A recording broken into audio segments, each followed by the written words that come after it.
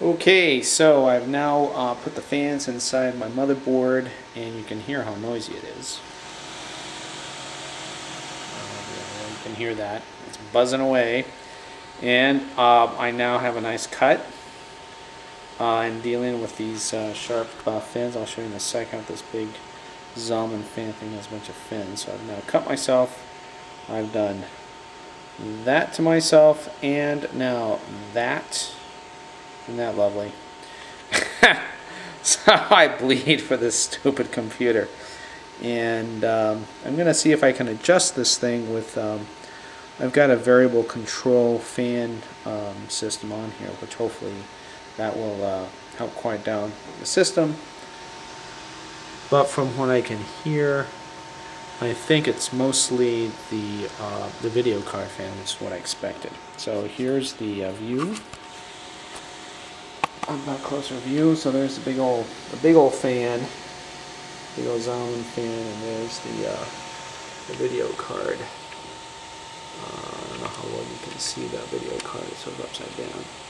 But anyway, so that's a video card with a fan spinning around in there. You know, it's a fan noise. That's what drives me nuts with these computers, but so be it.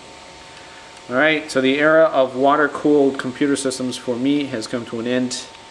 I'm now in the back to the fan, the old the 20th century fan-based system. So be it.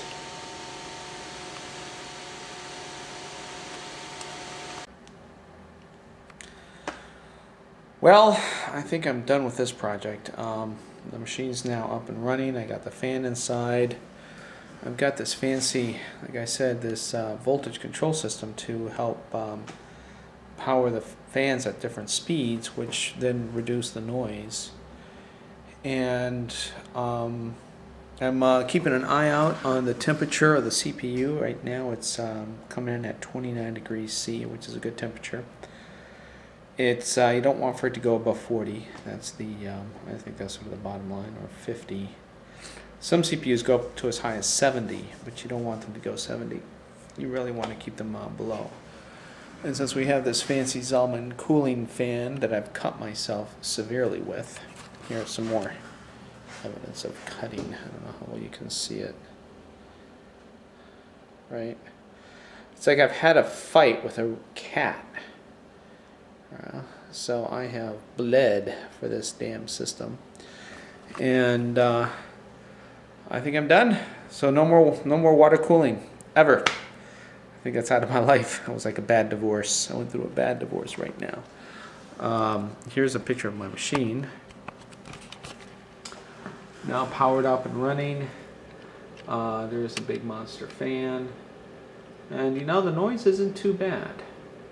So we'll see as things continue. As it is now, I think the noise levels are about as high as it was when I had all that cooling with the that Zalman water cooler pump thing.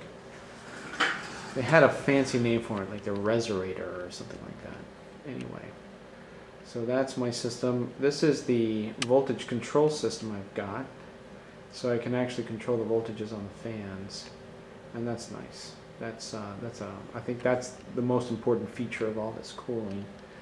And you can see how slow the fans are turning.